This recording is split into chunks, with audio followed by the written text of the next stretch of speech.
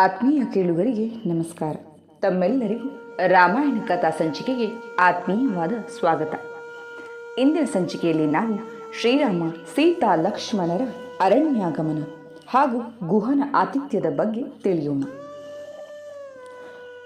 ರಾಮನಿಗೆ ಸೀತಾ ಲಕ್ಷ್ಮಣರು ಸಹ ತನ್ನ ಸಂಗಡ ವನವಾಸಕ್ಕೆ ಹೊರಡುವರೆಂತ ಮನದಟ್ಟಾಯಿತು.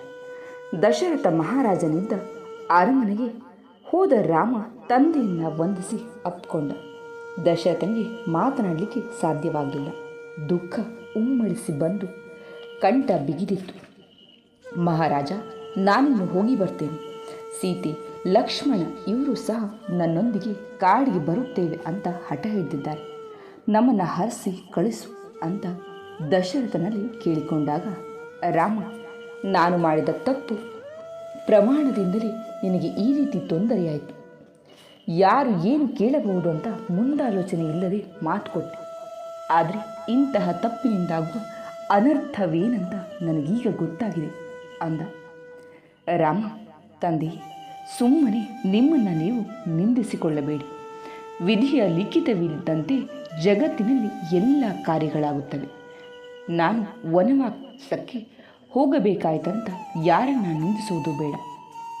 ಈಗಾಗಲೇ ಲಕ್ಷ್ಮಣನೊಂದಿಗೆ ಮಹರ್ಷಿ ವಿಶ್ವಾಮಿತ್ರರ ಯಾಗ ರಕ್ಷಣೆಗಾಗಿ ಹೋಗಿ ಬಂದಿದ್ದೇನೆ. ನೀವು ಚಿಂತೆ ಮಾಡದೆ ನಮ್ಮನ್ನು ಹರಸಿ ಕಳಿಸಿರಿ. ನಿಮ್ಮ ಆಶೀರ್ವಾದದಿಂದ ನಾನು 14 ವರ್ಷಗಳ ವನವಾಸ ಮುಗಿಸಿ ಬರುತ್ತೇನೆ ಅಂತ ದಶರಥನಲ್ಲಿ ಬೇಡ. ಮಗನೇ ರಾಮ, ನೀನು ಸತ್ಯವಂತ, ಧರ್ಮನಿಷ್ಠನಾದ ನಿನ್ನನ್ನು ಬೇರೆ ಕಾರ್ಯ ಮಾಡಂತ ಯಾರು ಹೇಳಿದರೂ ಕೇಳುವವ ನೀನಲ್ಲ. ನಾನು ಕೊಟ್ಟ ವರದಿಂದ ನೀನು ಅಡವಿಯಲ್ಲಿ ಕಾಲ ಕಳೆಯುವಂತಾಯಿತು. ನಿನಗೆ ಅಡವಿಯಲ್ಲಿ ಯಾವ ತೊಂದರೆಯೂ ಆಗದಿರಲಿ, ದೇವತೆಗಳು ನಿನ್ನನ್ನು ಕಾಪಾಡಲಿ ಅಂತ ಹರಸಿದ. ಸೀತಾ ಲಕ್ಷ್ಮಣರು ಸಹ ದಶರಥನಿಗೆ ವಂದಿಸಿದಾಗ, ರಾಮನೊಂದಿಗೆ ನೀವು ಹೊರಟಿದ್ದೀರಿ, ನಾನು ಸಹ ನಿಮ್ಮೊಂದಿಗೆ ಕಾಡಿಗೆ ಬಂದು ಬಿಡುತ್ತೇನೆ. ಗೋವುಗಳನ್ನು, ಸೇನೆಯನ್ನು, ಸಾಮಗ್ರಿಯನ್ನು ತೆಗೆದುಕೊಂಡು ಹೋಗಿ ಅಲ್ಲಿ ಇದ್ದು ಬಿಡೋಣ. ಕೈಕೇಯಿ ತನ್ನ ಮಗನೊಂದಿಗೆ ಇಲ್ಲಿಯೇ ರಾಜ್ಯವನ್ನಾಡಿಕೊಂಡಿರಲಿ ಅಂತ ದಶರಥ ನುಡಿದ. ಮಂತ್ರಿ ಸುಮಂತ್ರನು, ಮಹಾರಾಣಿ ಕೈಕೇಯಿ ತಾಯಿ, ಈಗ ಅಯೋಧ್ಯೆಯಲ್ಲಿ ನಡೆಯುತ್ತಿರುವ ಗಡನಿಂದ ಎಲ್ಲರಿಗೂ ನೋವಾಗಿದೆ. ಹಿಂದೆಂದೂ ಆಗದ ಅನ್ಯಾಯ ಇಂದು ಉಂಟಾಗಿದೆ. ನಿಮ್ಮ ಸ್ವಾರ್ಥದಿಂದ ನ್ಯಾಯ ಧರ್ಮ ಮೂಲೆಗುಂಪಾಯಿತು. ಈಗಲಾದರೂ ಹಠವನ್ನು ಬಿಟ್ಟು ಅನಾಹುತವನ್ನು ತಪ್ಪಿಸಿರಿ ಅಂತ ಕೇಳಿಕೊಂಡ. ರಾಮನು, ಮಹಾರಾಜ, ನಾನು ಸೀತೆ ಮತ್ತು ಲಕ್ಷ್ಮಣ ಅರಣ್ಯಕ್ಕೆ ಹೊರಟಿದ್ದೇನೆ. ಉಳಿದಂತೆ ಯಾರು ನಮ್ಮೊಂದಿಗೆ ಬರಬಾರದು ಅಂತ ನೋಡಿದ. ಭರತನನ್ನು ಕರೆಸಿ ಪಟ್ಟಾಭಿಷೇಕ ಮಾಡಿಸಿ, ಯೋಗ್ಯರಾದ ನಿಮ್ಮೆಲ್ಲರ ಮಾರ್ಗದರ್ಶನದಂತೆ ಭರತ ನೀತಿಯಿಂದ ಧರ್ಮದಿಂದ ರಾಜ್ಯವನ್ನಾಳುವುದರಲ್ಲಿ ಸಂಶಯವಿಲ್ಲ. ನೀವೆಲ್ಲರೂ ಪ್ರಜೆಗಳ ಹಿತವನ್ನು ಬಯಸಿದವರು. ಭರತನಿಗೆ ಬೆಂಗಾವಲಾಗಿದ್ದು ರಾಜ್ಯದಲ್ಲಿಯೇ ಇರಿ, ನಮ್ಮನ್ನು ಹರಸಿ ಕಳುಹಿಸರಿ ಅಂತ ದಶರಥನಲ್ಲಿ ವಂದಿಸಿಕೊಂಡ. ಕೈಕೇಯಿ ರಾಮ ಲಕ್ಷ್ಮಣ ಸೀತೆಯರಿಗೆ ನಾರುಮಡಿಯನ್ನು ತರಿಸಿಟ್ಟಿದ್ದಳು. ಸೀತೆ ನಾರುಮಡಿಯನ್ನು ತೆಗೆದುಕೊಂಡಾಗ ದಶರಥ, ಸೀತೆಯು ನಾರುಮಡಿಯನ್ನು ಉಡಕೂಡದು, ಅವಳಿಗೆ ಬೇಕಾದ ವಸ್ತ್ರಾಭರಣಗಳನ್ನು ತಂದುಕೊಡಲಿಕ್ಕೆ ಆದೇಶ ನೀಡಿದ. ಮಹಾಮಂತ್ರಿ ಸುಮಂತ್ರನಿಗೆ ರಥದಲ್ಲಿ ರಾಮ ಲಕ್ಷ್ಮಣ ಸೀತೆಯನ್ನು ಬಿಟ್ಟು ಬರುವ ಸರದಿ ಬಂತು. ಶ್ರೀರಾಮ ರಥವು ಹೊರಟಾಗ ಪುರದ ಜನರು ಸಹ ಅವನ ಹಿಂದೆ ಹಿಂದೆ ಬರತೊಡಗುವುದು. ರಾಮ ರಥವನ್ನು ನಿಲ್ಲಿಸಿ, ಪ್ರಜಾಜನರೇ, ಅಯೋಧ್ಯೆಯಿಂದ ನಾವು 3 ಮಾತ್ರವೇ ಅಡವಿಗೆ ಹೊರಟಿದ್ದೇವೆ. ಮಹಾರಾಜ ದಶರಥ, ಮಹಾರಾಣಿಯರು, ಮಂತ್ರಿಗಳು, ಸೇನಾಪತಿ, ಗುರುಗಳು ಎಲ್ಲರೂ ಅಲ್ಲಿಯೇ ಇದ್ದಾರೆ. ಭರತನು ಸಹ ನಿಮ್ಮನ್ನು ಚೆನ್ನಾಗಿಯೇ ನೋಡಿಕೊಳ್ಳುತ್ತಾನೆ. ನೀವೆಲ್ಲರೂ ಹಿಂದಿರುಗಿ ಅಯೋಧ್ಯೆಗೆ ಹೋಗಿರಿ ಅಂತ ಕೈ ಮುಗಿದು ಬೇಡಿಕೊಂಡ. ಭರತನಿಗೆ ನಿಮ್ಮ ಸಹಕಾರ ಬೇಕು. ನಾವು 14 ವರ್ಷಗಳ ವನವಾಸ ಮುಗಿಸಿ ಬರುತ್ತೇವೆ. ಅಲ್ಲಿಯವರೆಗೆ ಸಮಾಧಾನದಿಂದ ಇರಿ ಅಂತ ರಾಮ ಪುರಜನರನ್ನು ಕೇಳಿಕೊಂಡ. ಮಂತ್ರಿ ಸುಮಂತ್ರನು ಸರಿಯೂ ನದಿಯ ತೀರದವರೆಗೆ ರಥವನ್ನು ತಂದಾಗ ರಾಮ ಗೌರವದಿಂದ ವಂದಿಸಿ, ಮಂತ್ರಿಗಳೇ, ಮಹಾರಾಜ ದಶರಥನನ್ನು ಚೆನ್ನಾಗಿ ನೋಡಿಕೊಳ್ಳಿ. ಅವರೀಗ ಬಹಳ ದುಃಖದಿಂದ ಇದ್ದಾರೆ.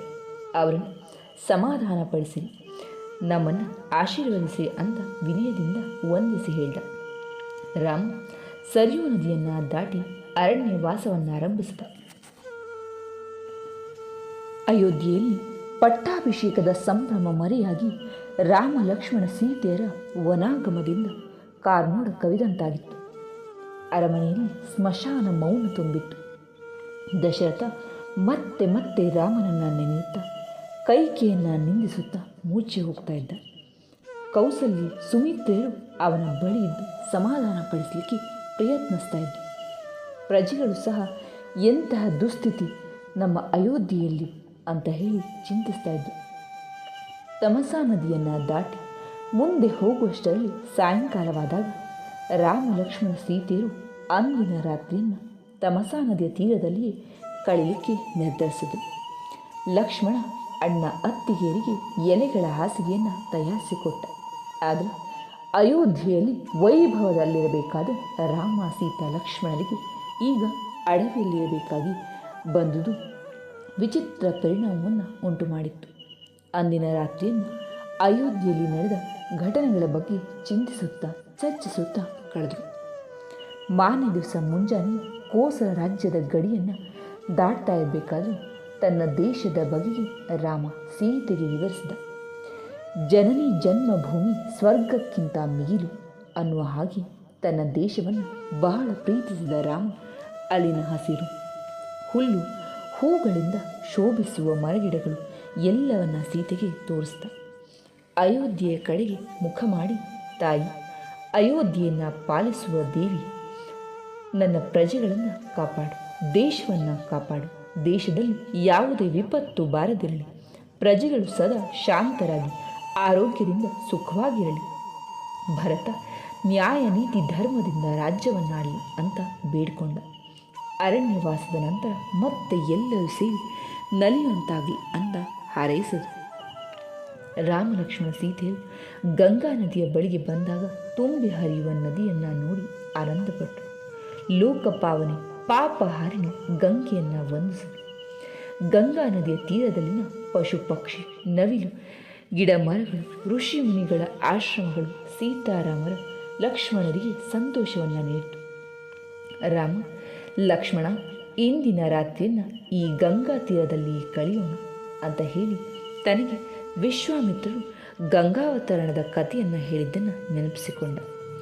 ಲಕ್ಷ್ಮಣ ಯೋಗ್ಯವಾದ ಸ್ಥಳವನ್ನು ಆಯ್ದು ಉಳಿಯುವ ವ್ಯವಸ್ಥೆಯನ್ನು ಮಾಡಿದ. ಶ್ರೀರಾಮ, ಸೀತಾ ಲಕ್ಷ್ಮಣರು ಅಂದು ಶೃಂಗಿಬೇರಪುರ ಎಂಬ ಪ್ರದೇಶದಲ್ಲಿದ್ದರು.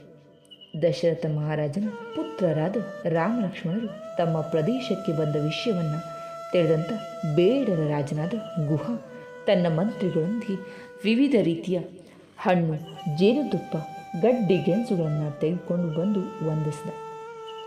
ರಾಮ ಗುಹನನ್ನು ಅಪ್ಪಿಕೊಂಡು ಪ್ರೀತಿಯಿಂದಲೇ ಗುಹನ ಕ್ಷೇಮ ಸಮಾಚಾರವನ್ನು ವಿಚಾರಿಸಿದ.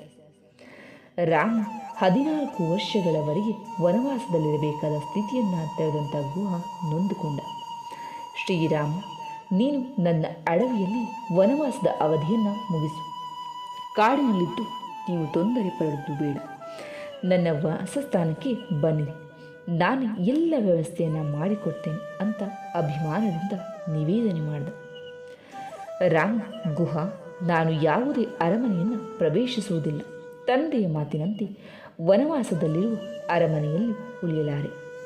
ನಿನ್ನ ಪ್ರೀತಿ ಸ್ನೇಹಗಳಿಗೆ ಬೆಲೆ ಕಟ್ಟಲಾಗದು. 14 ವರ್ಷಗಳವರೆಗೆ ನಮಗೆ ಕಾಡೇ ಮನೆ, ಹಣ್ಣು ಹಂಪಲೆ ಆಹಾರ. ಆದುದರಿಂದ ನೋವನ್ನುಂಟು ಮಾಡೋದನ್ನು ಕ್ಷಮಿಸು ಅಂತ ಹೇಳಿ ಗುಹನ ಆಹ್ವಾನವನ್ನು ನಿರಾಕರಿಸಿದ. ಆ ರಾತ್ರಿ ಗುಹನೊಂದಿಗೆ ಮಾತನಾಡ್ತಲೇ ಕಳೆದ ರಾಮ ಲಕ್ಷ್ಮಣರು ಮಾರನೇ ದಿವಸ ಮುಂಜಾನೆ ಪ್ರಯಾಣವನ್ನು ಮುಂದುವರಿಸಿದಾಗಿ ತಿಳಿಸಿದರು. ಗುಹನು ಉತ್ತಮವಾದ ನಾವೆಯನ್ನು ತರಿಸಿ ಗಂಗಾ ನದಿಯನ್ನು ದಾಟಿಸುವ ವ್ಯವಸ್ಥೆಯನ್ನು ಮಾಡಿದ. ಗುಹ ಸಮಸ್ತ ಬೇಡರೊಂದಿಗೆ ಗಂಗಾ ತೀರಕ್ಕೆ ಬಂದು ವಿದಾಯವನ್ನು ಹೇಳಿದ. ಅಯೋಧ್ಯೆಯ ಮಹಾಮಂತ್ರಿ ಸುಮಂತ್ರನ ಕುರಿತು ರಾಮ, ಮಂತ್ರಿಗಳೇ, ನಾವಿನ್ನು ಮುಂದೆ ಹೊರಡುತ್ತೇವೆ. ನೀವು ಅಯೋಧ್ಯೆಯ ಜನರನ್ನು ಚೆನ್ನಾಗಿ ನೋಡಿಕೊಳ್ಳಿ. ಮಹಾರಾಜ ದಶರಥನನ್ನು ಸಮಾಧಾನಪಡಿಸಿ. ಅದೇ ರೀತಿ ಎಲ್ಲ ಹಿರಿಯರಿಗೂ ನಮ್ಮ ನಮನವನ್ನು ತಿಳಿಸಿರಿ ಅಂತ ಕಂಬನಿ ಮಿಡಿಯುತ್ತಾ ಸುಮಂತ ಅಯೋಧ್ಯೆಗೆ ಮರಳಿ ಹೋದ. ಆತ್ಮೀಯರೇ, ಇಲ್ಲಿಯವರೆಗೆ ಗುಹನ ಆತಿಥ್ಯದ ಕುರಿತು ನಾವು ತಿಳಿದಿದ್ದೇವೆ. ಮುಂದಿನ ಸಂಚಿಕೆಯಲ್ಲಿ ಭಾರದ್ವಾಜ ಮುನಿಗಳ ಆಶ್ರಮ ದರ್ಶನ, ದಶರಥನ ದುಃಖ ವಿವರಣೆ ಕುರಿತು ತಿಳಿಯೋಣ. ನೀವು ಮೊದಲನೇ ಬಾರಿಗೆ ನಮ್ಮ ಚಾನಲನ್ನು ನೋಡ್ತಾ ಇದ್ದರೆ ತಪ್ಪದೇ ಸಬ್ಸ್ಕ್ರೈಬ್ ಮಾಡಿ, ಇಷ್ಟ ಆದರೆ ಲೈಕ್ ಮಾಡಿ, ಶೇರ್ ಮಾಡಿ. ಕೇಳಿದ್ದಕ್ಕೆ ಧನ್ಯವಾದ.